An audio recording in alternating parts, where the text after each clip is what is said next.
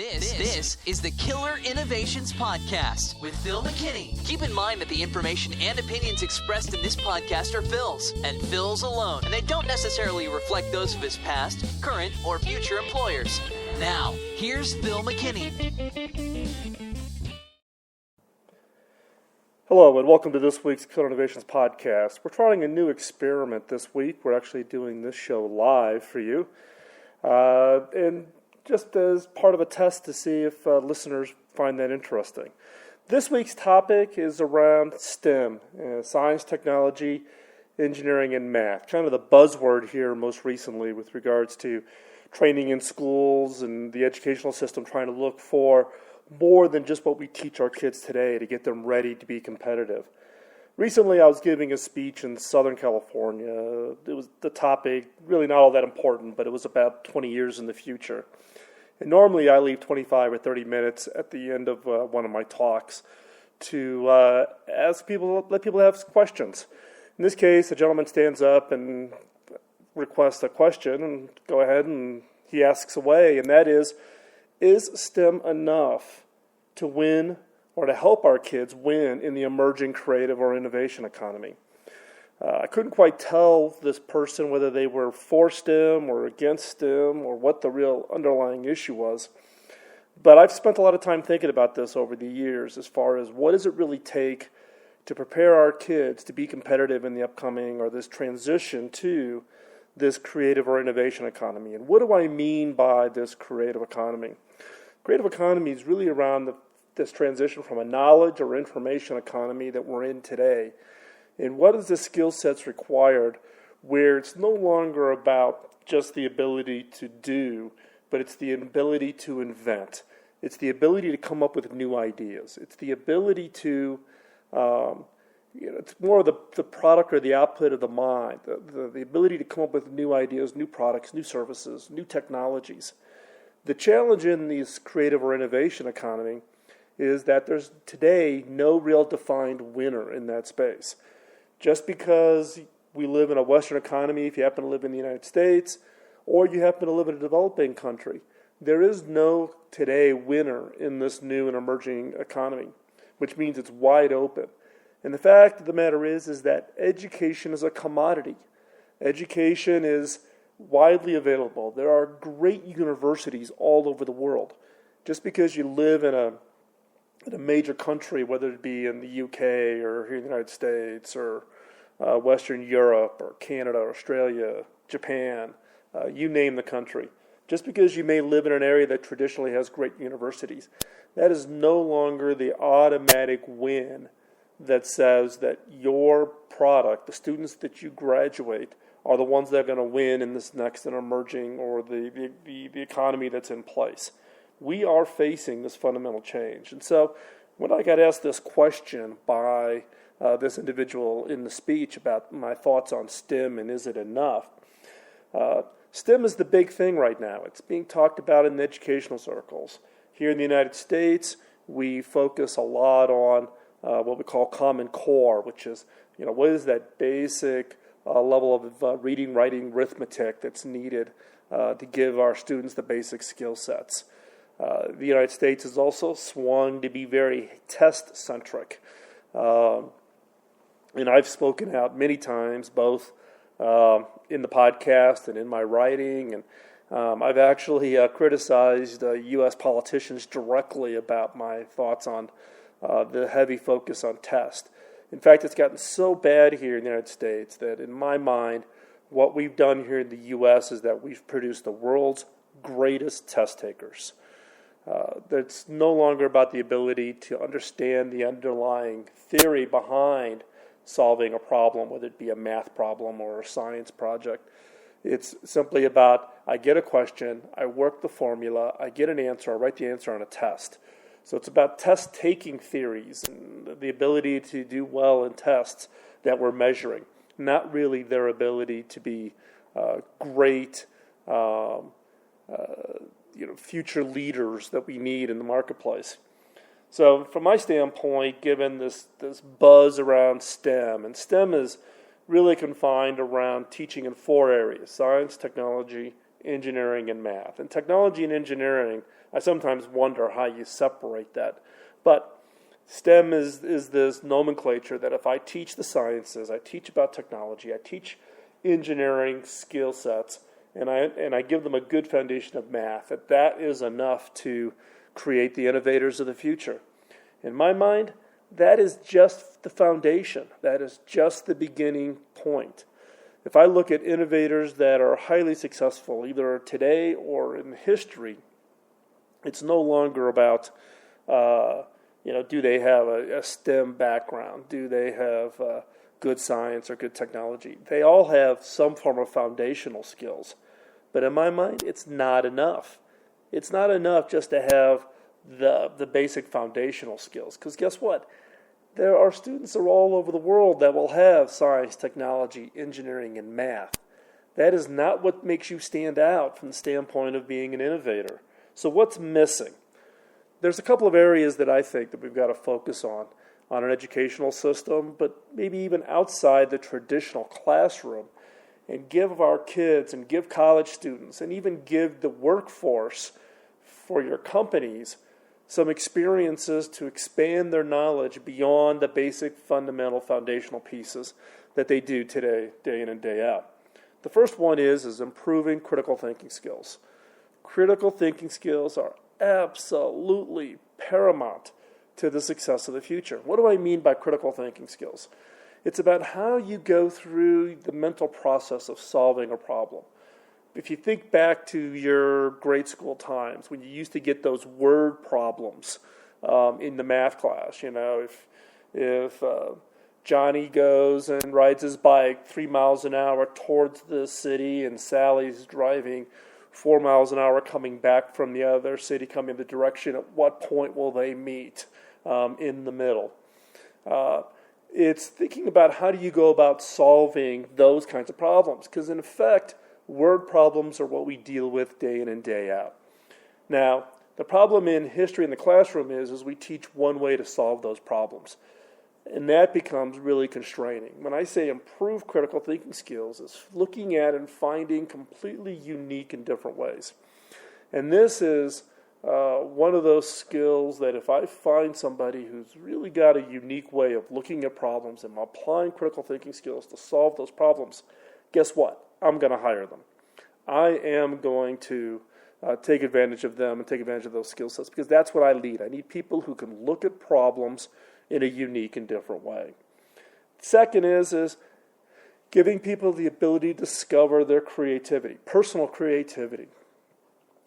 Years ago, I was working with the woman who ran basically the equivalent of the Department of Education for Malaysia.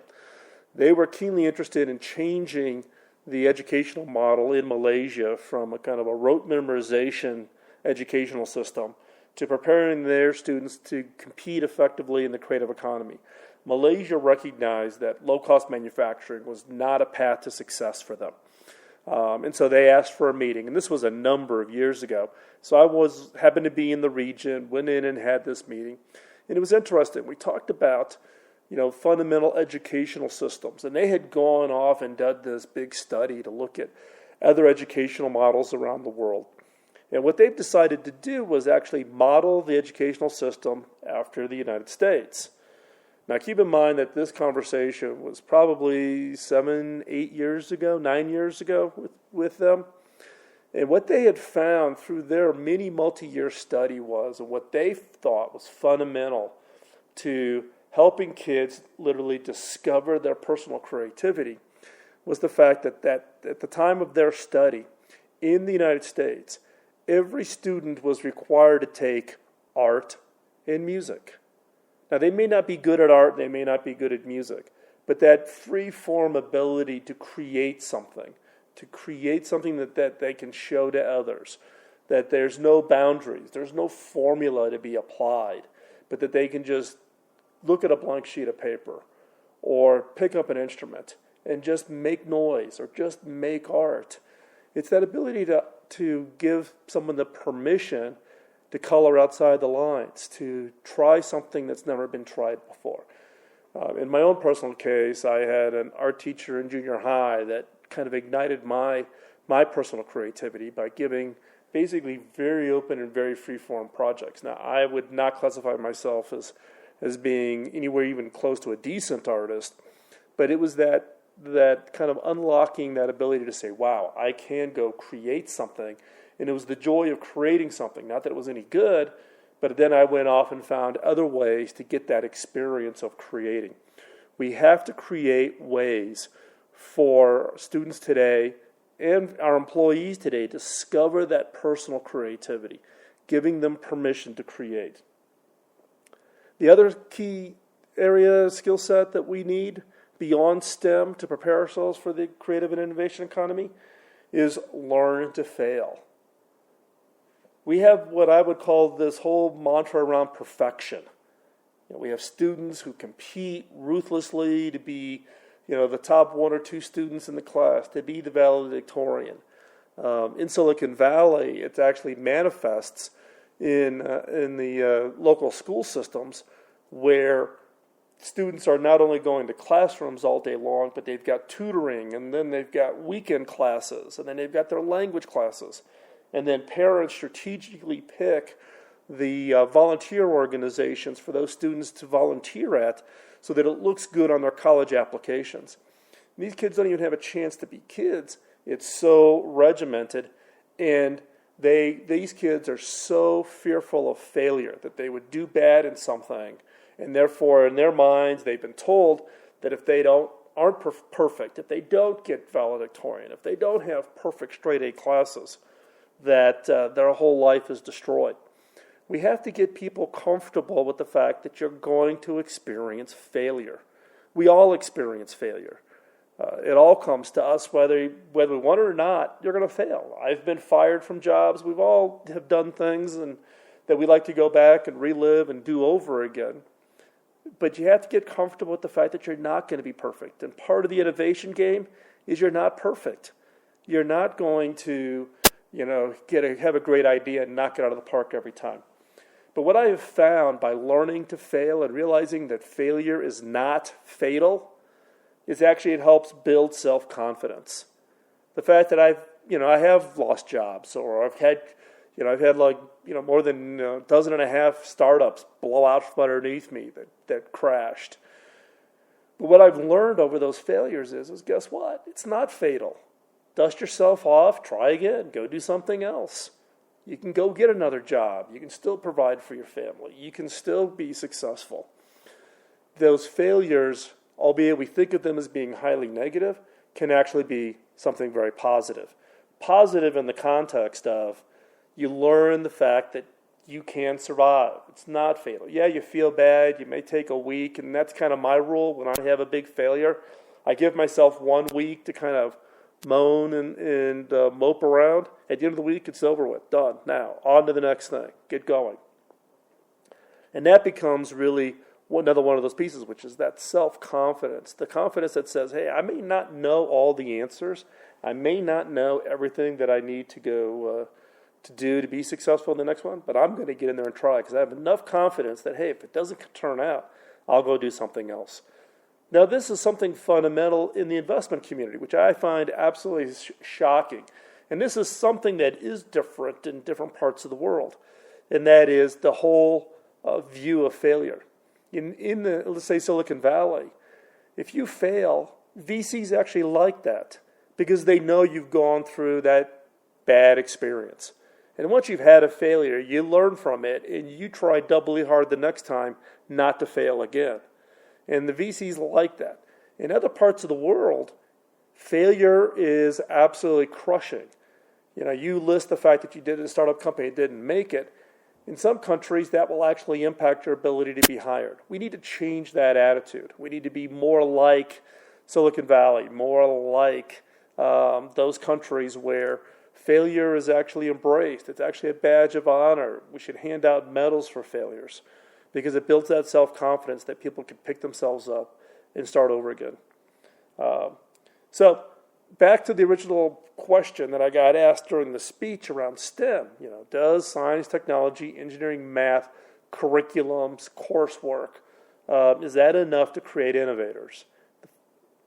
My fundamental answer is it's not sufficient. It's foundational, but it's not sufficient to really be able to allow us to create the innovators that we're going to need 5, 10, 15, 20 years from now. And for me, it does roll back to we need to improve our ability, improve our skills around critical thinking. We need to allow people to discover their own personal creativity, whether it's students in the classroom or employees in the workforce. And we have to give permission and learn from failure. Failure is not fatal. And that allows us to build self-confidence, that ability to go out and do things. Now, does this mean that all of this needs to be run into classrooms? Absolutely not. In fact, there's a number of very interesting programs going on around the world. Take Uganda as an example. There's a group in Colorado that has developed this curriculum, and I'll put a link to it in the show notes, that teaches entrepreneurial skills. It's an after-school elective, meaning that the kids can choose to take this as an extra course. And this course actually teaches entrepreneurial. It's a 2-year kind of program. And actually now in Uganda, when it comes to graduating in Uganda, they actually give you credit for taking this course. And it's all about going from starting with an idea to all the way going through the whole process of turning that idea into a small business or just turning it into something that you can actually go out and do and have an impact. And it's a great example. It started off with a handful of schools, then it went to, 50 schools, and now it's being rolled out throughout the country. And there's other examples of this around the world where people have developing these kinds of extra curriculums. So above kind of the funnel, reading, writing, and arithmetic, putting STEM on top of that. And then there's this third element of what is those other skills needed for people to be successful. In my case, I teach those kinds of skills in the workforce because we tend to think about it from the students. We want to make the students the best workers as the shifting economy. We need to deal with the fact that we've got workforce today, and we are, in those cases, having challenges around those skill sets. So how do we reskill the existing workforce? And they need those same sets of skills. Improving critical thinking, discover that personal creativity, learn to fail, and build that self-confidence. And so, don't think about it just from the standpoint of what you need to do with your own children or your nieces and nephews or what we need to do in the school system, but also think about how do you transform your organization? How do you transform your workforce? How do you transform your skills, your abilities, so that you are competitive in the workforce as we make this change from this information knowledge economy to this creative innovation economy? Because this transition is going to be just as significant, if not more significant, than what we saw when we went from that industrial economy to the information knowledge economy starting in the 50s through the mid-70s. And I lived through that watching my father and my father-in-law working in manufacturing and steel here in the United States and watching that huge transition. We're about to enter the exact same transition in this form of this creative and innovation economy, and we need these skill sets. So, while STEM is a great start, it is not sufficient. So my question to you is, do you agree? Do you disagree? If you disagree, I'd actually love to hear from you.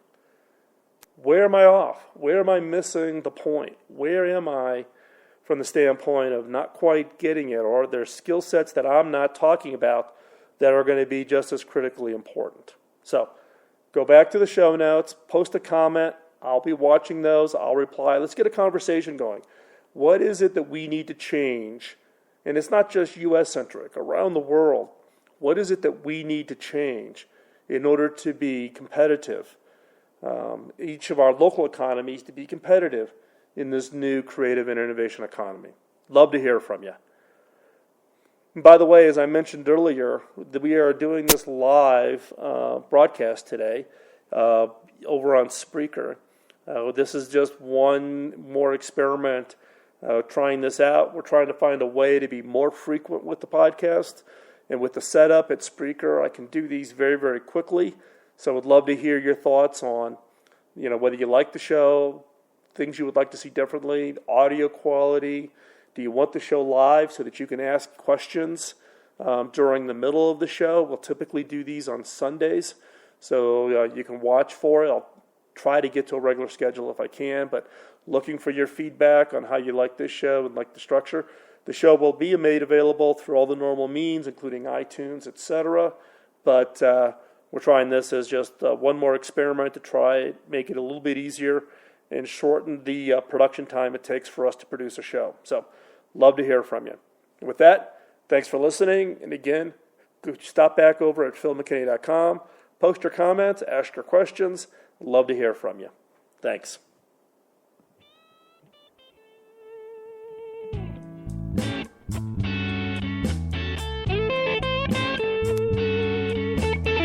Thank you.